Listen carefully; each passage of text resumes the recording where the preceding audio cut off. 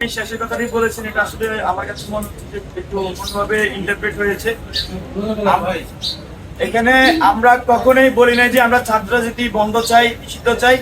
আমরা বলেছি খুবই ক্লিয়ার, আমরা লেজুর ভিত্তিক ছাত্র রাজনীতি নিষিদ্ধ চাই এবং বন্ধ চাই। আমরা আমাদের সংগঠন আমরা লেজুর ভিত্তিক ছাত্র রাজনীতি আমরা প্র্যাকটিস করবো না। লেজুর ভিত্তিক ছাত্র রাজনীতি বন্ধ চাওয়া আর ছাত্র রাজনীতি নিষিদ্ধ চাওয়া এটা কিন্তু এক না। আমার কাছে মনে হয় বিষয়টি ক্লিয়ার। আর 9 দফা 7ম দফা ছিল যে আমরা লেজুর ভিত্তিক ছাত্র রাজনীতি আসলে নিষিদ্ধ চাই। তো এখানে আমরা কোনো লেজুর ভিত্তিক করছি না, আমরা করবো না, এটাই আমাদের অঙ্গীকার। আমরা আগামী বাংলাদেশে আমরা যারা লেজুর ভিত্তিক করছে তাদের রাজনীতি আমরা চাই না। আমরা চাই এমন রাজনীতি যেটা স্টুডেন্ট সেন্ট্রিক হবে, যেটা বাংলাদেশ সেন্ট্রিক হবে।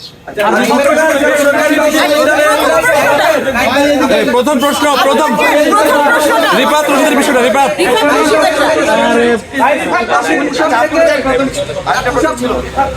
রিফাত রশিদের ওইটা পুনর্মূল্যায়ন হয়েছে কিনা? আচ্ছা, এখানে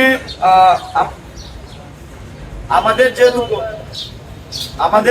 যে কেন্দ্রীয় আহ্বায়ক কমিটি, সেই কেন্দ্রীয় আহ্বায়ক কমিটিতে আপনারা দেখেছেন গতকালকে রিফাত রশিদের নাম ঘোষণা করা হয়েছিল, কিন্তু পরবর্তীতে তিনি তার ব্যক্তিগত কারণ দেখিয়ে তিনি এই পদ থেকে অব্যাহতি নিয়েছেন। এই জন্য আজকে আমরা ওনাকে রাখা হয়নি। আমরা কিন্তু আবার বলছি সবকিছু আপনাদেরকে লিখিত কিছু দিয়েছে সে? হ্যাঁ, আমাদের কাছে লিখিতভাবে তিনি তার পদে কথা বলেন। নাইমরা আপনাদের প্রশ্ন হচ্ছে সব আপনাদের যে প্রাইভেট ইউনিভার্সিটি ডায়ালগ করে, কারণ সেখান থেকে কিন্তু বলা হচ্ছে যে থাকবো ঢাকা বিশ্ববিদ্যালয় কেন্দ্রিক করবে।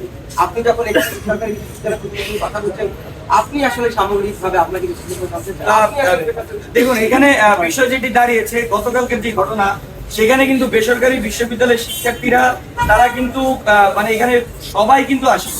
এখানে বেসরকারি বিশ্ববিদ্যালয়ের শিক্ষার্থীরা একটা ভুল বুঝে এসেছিল, তাদেরকে বলা হচ্ছিল যে এখানে বেসরকারি বিশ্ববিদ্যালয়ের শিক্ষার্থীদের অংশগ্রহণ নেই।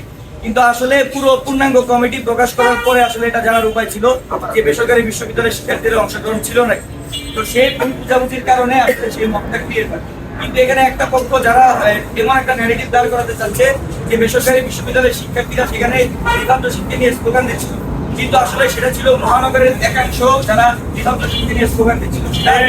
তারা মহানগরের কমিটির, কিন্তু তারা বেসরকারিতে পড়ে, কিন্তু তারা বেসরকারি বিশ্ববিদ্যালয়ের শিক্ষার্থী হয়ে ওরকম কিছু যাচ্ছে না। বেসরকারি শিক্ষার্থীরা ওই মোটিভ নিয়ে এসেছিল যে একটা নতুন রাজনৈতিক নতুন ছাত্র সংগঠন হচ্ছে, সেই উৎফুল্লতা নিয়ে তারা এসেছিল। তারা যখন ভুল বুঝছিল যে না এখানে হয়তো বেসরকারি বিশ্ববিদ্যালয়ের কোনো প্রতিনিধিত্ব নেই, তখন তারা আসলে সেটা নিয়ে না করেছিল। কিন্তু পরবর্তীতে এটা যখন ক্ল্যারিফাই করা হয়েছে যে বেসরকারি বিশ্ববিদ্যালয়ের শিক্ষার্থীদের প্রায় 30 থেকে 35 জনের একটা অংশ পূর্ণাঙ্গ কমিটিতে আছে, তখন এই বিষয়টি আমি আশা করি যে ক্ল্যারিফাই হয়ে গিয়েছে। বাকের ভাই না হয় কেন ঢাকা বিশ্ববিদ্যালয়ের এই গণ্ডির মধ্যে বারবার আটকাচ্ছে এবং গতকালকে এটা একটা দাবি ছিল যে কেন তারা মোদীকে নিয়ে যাচ্ছে, কারণ শহীদ মিনার একটা সবার আরেকটা বিষয়, আপনারা প্রাইভেট বিশ্ববিদ্যালয় এবং আপনারা দাবি সহ অন্যান্য পাবলিক বিশ্ববিদ্যালয় নিয়ে একটি সম্মিলিত কমিটি করেছেন।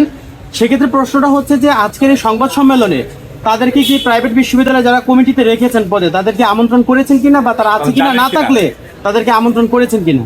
আমরা যেহেতু আমরা স্লোগান শুরুতে বলে দিয়েছি স্টুডেন্ট ফার্স্ট, বাংলাদেশ ফার্স্ট, স্লোগানগুলির সামনে রেখে আমরা আমাদের ছাত্রছাত্রী সাজাবো এবং আমরা আগে ছাত্রলীগ যে স্টাইলের রাজনীতি করতো সেই রাজনীতিটাকে আমরা ডিবাঙ্ক করবো।